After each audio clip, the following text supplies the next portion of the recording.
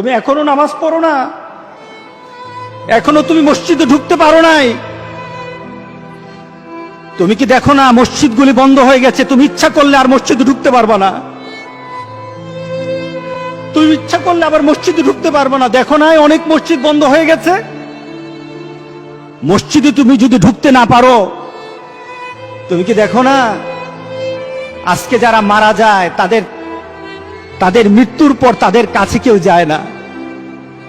তাদের মৃত্যুর পর তাদের কোনো সিস্টেম ওয়েতে তাকে দাফন করা হয় না, তাকে উচ্ছিষ্ট একটা জিনিসের মতো মাটির সাথে দাফন করে দেওয়া হয়।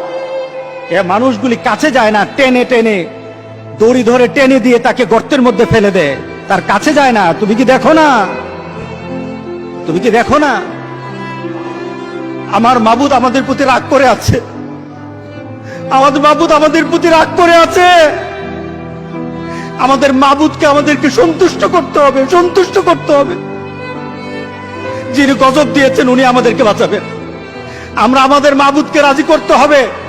আমরা তওবার মাধ্যমে আল্লাহকে রাজি করতে আর চেষ্টা হব। গোটা পৃথিবীর মুসলমান আর সময় নাই, আর সময় নাই। আপনি এখন বাংলাদেশের রাস্তাঘাটে হাঁটেন, এমন পরিবেশ যেন আল্লাহ না করে, জোরে বলেন আল্লাহুম্মা আমিন। এমন পরিবেশ যেন আল্লাহ না করে বাংলাদেশের মানুষ ঘর থেকে বের হবে না।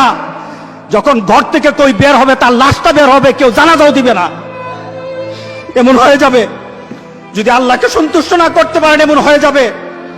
সুতরাং আমরা আল্লাহর কাছে প্রাণ বলে আজকে কাঁদি। যারা নামাজ পড়ো না, তুমি টের পাও না মসজিদের দরজা তোমার জন্য বন্ধ হয়ে যাবে। তুমি মনে রেখে দিও, মসজিদের সাথে তোমার সম্পর্ক তোমার হয় নাই, তুমি জান্নাতের দরজাও তুমি খুলতে পারবা না। তুমি এখনো বেনামাজি, এখনো সকালবেলা তুমি ঘুমাও, এখনো তুমি আল্লাহকে ভুলে আছো, এখনো তোমার কাছে তওবার কথা তোমার চিন্তাতে আসে নাই। তুমি অনেক কিছু হতে পারো, তুমি মুসলমানের কাতারে থাকবা না।